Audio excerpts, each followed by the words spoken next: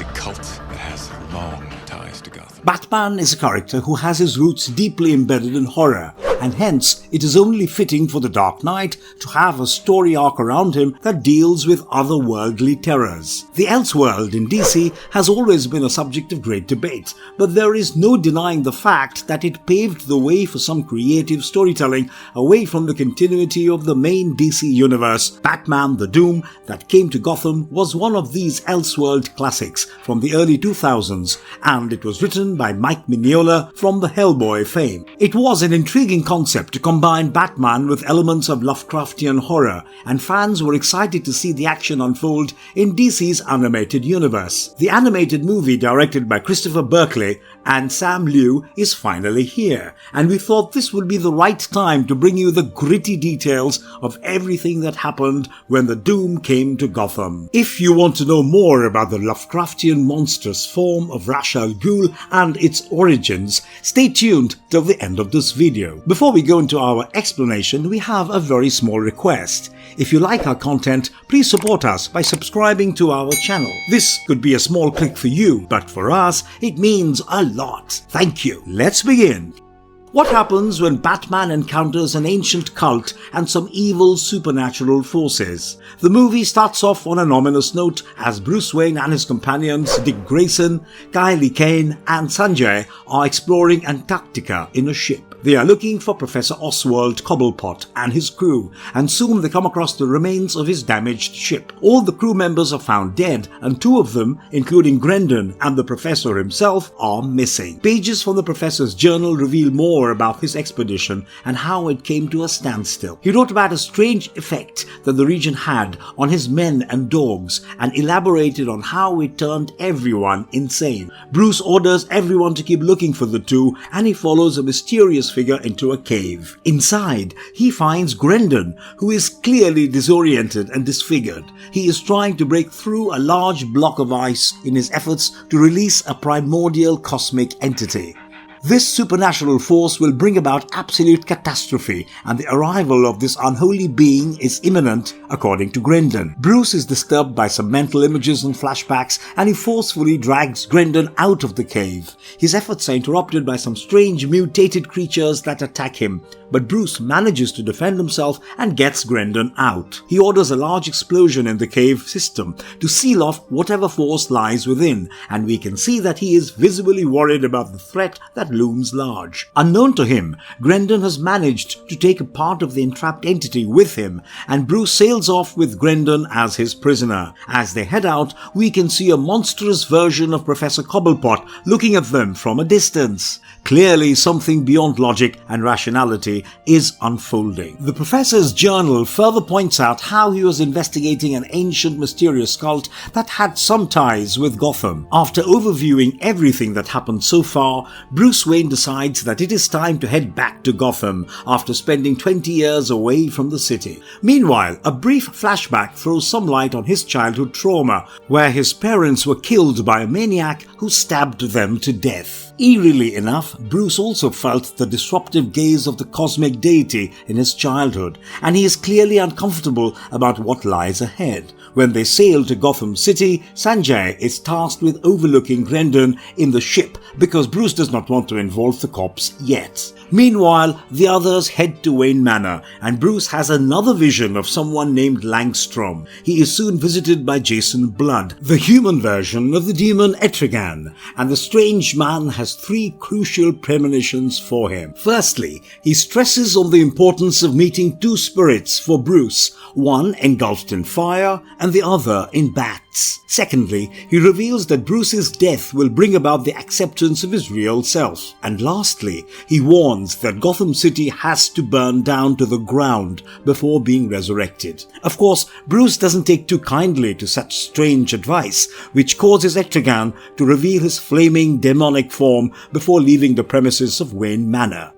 What is the Cult of Ghoul? Soon after Bruce's strange interaction with Etrigan, Bruce heads out with Dick Grayson and Kylie Kane to attend his childhood friend Oliver Queen's dinner invitation. Oliver introduces Bruce to his friend Harvey Dent, who is running for mayor in the upcoming election. Bruce gets some information about Langstrom from Harvey Dent, who reveals that the man used to be a biologist who went crazy following his research. He claimed that he could speak to bats and was obsessed with these creatures, and Bruce decided that the man was worth exploring. Later that night, he leaves Dick and Kai to tend to Oliver Queen and heads out for Langstrom's residence, donning his Batman suit. He reaches there to find a few cops on the scene, but it doesn't take more than a minute for the Dark Knight to overwhelm the cops. After investigating Langstrom's room, Bruce comes across his journal, where he has written extensively about an ancient evil cult, the Cult of Ghoul. He also mentioned that the Testament of Ghoul is a book with special powers to revive the cult,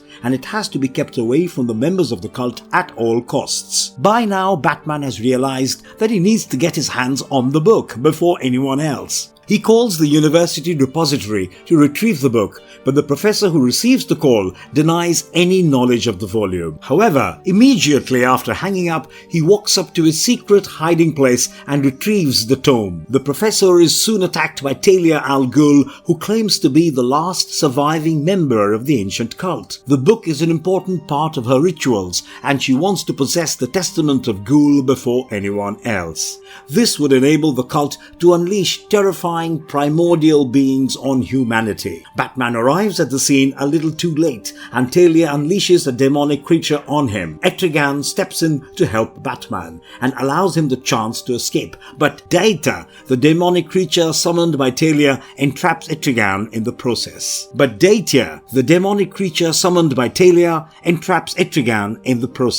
Batman continues to pursue Talia, but she uses her reptilian demonic giant to attack him. This monster proves to be too strong for the Caped Crusader, and he manages to flee after getting a speeding train to hit the monster. Will Talia successfully complete the ritual to unleash the ancient monstrosities on Gotham City? Demonic Russial Ghoul origins. How will Batman fight the otherworldly evil forces? After getting Batman to retreat following a fight with her puppet demonic creature, Talia is not too worried about his interventions. She orders the creature to retrieve a key from the harbor, which is another important part of the ritual that she intends to perform. It is no surprise that the key is in Bruce Wayne's ship, where Grendon is locked away under the supervision of Sanjay. Meanwhile, back at Oliver Queen's mansion, a heavily drunk Oliver reveals that he bears the burdens of his father's sins, and he owes Bruce more than he would ever know. As Dick and Kai console a grieving Oliver, Batman returns to the Wayne Manor wounded, but this time around he wants to be better prepared in his fight against Talia al Ghul and her cult. Later, the police, led by Gordon, is seen keen on exploring Bruce Wayne's docked ship. This is because everything around the ship seems to be frozen, and the region bears resemblance to Antarctica, where it all started. Oliver Queen, Dick Grayson and Kai arrive just in time to stop the cops, and Dick quickly slips away to explore the ship and check on Sanjay while the cops are distracted. He arrives to a grueling sight. Sanjay has been frozen to death, and Grendon is nowhere to be seen. Suddenly, the cops hear gunshots from the ship and rush there to find Dick Grayson dead. Clearly, the monster who was tasked with retrieving Grendon killed Dick, and an inconsolable Kai is comforted by Oliver, who vows justice for the fallen. While this chaos is unfolding, Talia al Ghul is quietly on the verge of accomplishing the ritual. She uses the captured Etrigan sealed in a bottle and makes him use hellfire to scorch the unholy symbols engraved on the ritual grounds. The entire procedure resurrects Ra's al Ghul, her father, who was an evil sorcerer and necromancer. He has existed 2 millennia ago, and his ultimate goal is to summon his otherworldly master, the cosmic entity Log-Sotha. Gotham City will be his offering to this evil master, and this undead version of Ra's al Ghul seeks to accomplish what he failed to achieve the last time around. As Ra's al Ghul and Talia al Ghul prepare for the ritual to invoke the doom that will shroud Gotham, Bruce stumbles across an ancient mausoleum in Gotham's extensive underground network. Meanwhile, Grendon heads over to complete the Cult of Ghoul, and he is sacrificed by Talia as part of the ritual. The key that she was talking about was inside Grendon, and it got released after his demise. Bruce makes another stubborn attempt to disrupt their ritual one more time, and Talia asks her father to continue the process while she deals with Batman along with a puppet monster. But this time, Batman is more prepared, and he has taken lessons from his previous defeat. He uses a concentrated acidic substance to defeat the monster, but the ritual is complete and he gets thrown into the Lazarus pit as supernatural reptilian creatures are unleashed all over the city. It is a terrifying sight as snakes, lizards and other reptiles emerge from every drainage system in Gotham and throw the city into complete chaos. Bruce manages to escape from the bottomless pit, but not before he has a few more visions of psychedelic memories, which point to the significance of bats in his fight against supreme celestial forces. Does he stand a chance against powers that he doesn't fully understand? Secrets are spilled, the final battlegrounds are prepared. After killing Grendon, Talia and Russial Ghoul used his body as a vessel to summon a demonic entity in the form of a pretty lady. They plan to target Harvey Dent, who has now been newly elected as the mayor of Gotham. He intends to control the reptile infestation, but his actions are jeopardized after meeting with this demonic lady who infects him with a poison ivy infection. It starts off by causing sores and itchy boils and develops into something monstrous, where his body is paralyzed and one half completely turns into a deformed, mutilated version of himself. Two-Face surely gets a new meaning in this movie.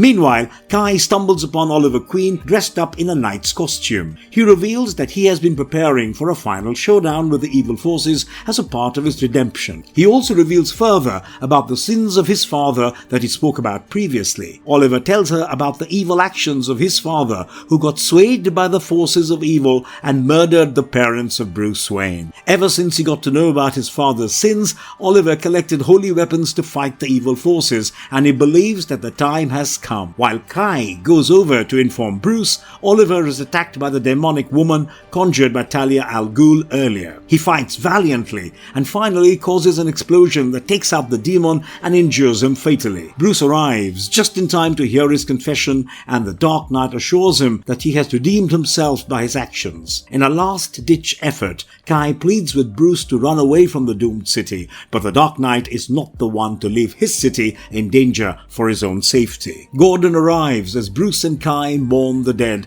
and he requests Bruce to meet his psychic daughter Barbara at Arkham Asylum. Bruce obliges, and he requests Barbara to introduce him to the spirit wrapped in flames. In an emotional visual during the process, Bruce gets the chance to interact with his deceased father. He learns about the corrupt origins of Gotham City, as his father tells him about how he found a cursed book with Oliver Queen's father, Henry Queen, Professor Cobblepot, and Langstrom. They performed rituals and ceremonies so that Gotham would flourish, and the rituals also granted them some form of immortality. Even his father advises him to seek communion with the bats and warns him to find the door to the other world before it completely opened for the evil deities to creep in. Overwhelmed with this newfound information, Batman launches one final attack to stop the inevitable. He fights twisted creatures and finally gets rid of Talia al Ghul by stabbing her to death. He proceeds to cut off Ra's al Ghul's arm to prevent the ceremony, but it is already too late. Ra's al Ghul transforms into a hideous, ancient monster Cthulhu, and Batman pulls out the last trick in his hat. He recalled the 3 conditions that Etrigan had earlier informed him about, and transformed into the literal Batman, a monstrous version with deep red eyes, sharp fangs, and superhuman powers. In this new avatar, he defeats Ra's al Ghul's transformed version and releases Etrigan, who douses the city in flames that were meant to help the resurrection of the rotting city. The flames seemingly burn both Batman and Harvey Dent, and the climactic moments show Kylie Kane in charge of Bruce Wayne's legacy as she assures the citizens that their favorite son would return in the city's darkest hour. All the Lovecraftian monsters in Batman, the doom that came to Gotham. If you are a fan of Lovecraftian horror, you are in for a treat, because this animated movie never falls short of surprising you with some of the terrifying entities from Lovecraft's lore. From Log-Sotha to Cthulhu, we see glimpses of many of these nightmarish creatures in the Batman universe. One of the first creatures that we encounter is a reptilian demonic creature summoned by Talia al Ghul. This creature stands taller than Batman and is bipedal with a strong, powerful tail. It is well built with brute strength, and it is equipped with deadly jaws fitted with razor-sharp teeth. A constant presence throughout the movie is the otherworldly cosmic entities, and we see glimpses of these creatures from the very first scene. They seem to be bulbous lumps of flesh with sharp, glaring eyes that have a deadly hypnotic effect. The one spotted in the polar regions during the expedition could turn people crazy just by its mere presence. What followed was either death or mindless conformity to its powers. Towards the end, Russial Ghoul successfully summons Yog-Sothoth, and he turns into Cthulhu in a terrifying climactic battle with Batman. As Cthulhu, he completely transformed from his human form into a tentacled monster. These tentacles could be extended as required, and he also possessed the glaring eyes that we associate with the Cthulhu mythos. It required a transformed bat monster to take down the mighty creature. The entry of Yog-Sothoth was too much to handle even for the monstrous Batman, and he summoned Etrigan just in time to stop the catastrophe. Gotham did burn in fire, as per the prophecy, but it was not as perilous as the advent of Yog-Sothoth would have made things.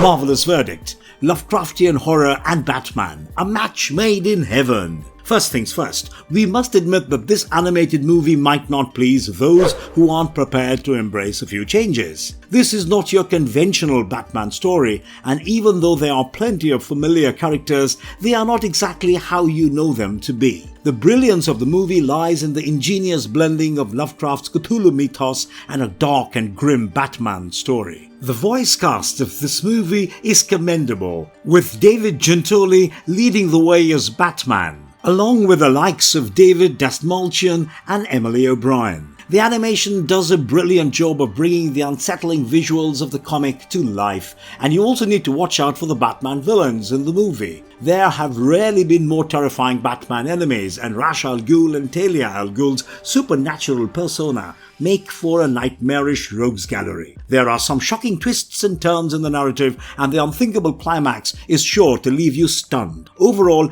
try out the new flavors of horror that Batman has to offer, and his iconic duels with ancient monsters and cults will be totally worth your time. Let us know in the comments below about your thoughts on the movie, and also tell us about your favourite moments in the film. We would also love to know if you would like to see more of Batman's trysts with supernatural horror going ahead. And if you liked our content, don't forget to leave a like and subscribe to us if you haven't already. Have a good one and be safe. Thanks everyone.